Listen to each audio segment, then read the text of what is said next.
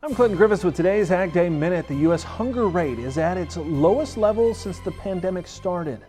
The Center on Budget and Policy Priorities reports that in the month and a half since the government began issuing monthly payments of the expanded child tax credit, the number of adults living with children that reported their household didn't have enough to eat fell by 3.3 million people, or nearly 1/3 to 9.5%. Now, the organization saying the number of Black, Latino, and white adults with children in households where someone didn't get enough food has each fallen between 1/4 and 1/3 since early July. Procter & Gamble says it's ramping up production of toilet paper and paper towels again as demand increases. But experts say this time the strains in the supply chain for home staples aren't nearly as severe as at the start of the pandemic. That's when panicked customers hoarded stockpiles of paper towels and toilet paper.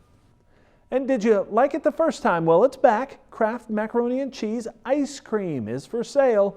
Once again, the Kraft Heinz company is partnering with Van Leeuwen Ice Cream to create the product.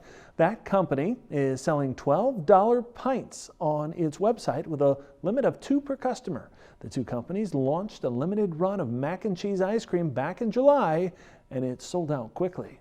For more Ag News, watch Ag Day weekdays on the station or anytime at agweb.com.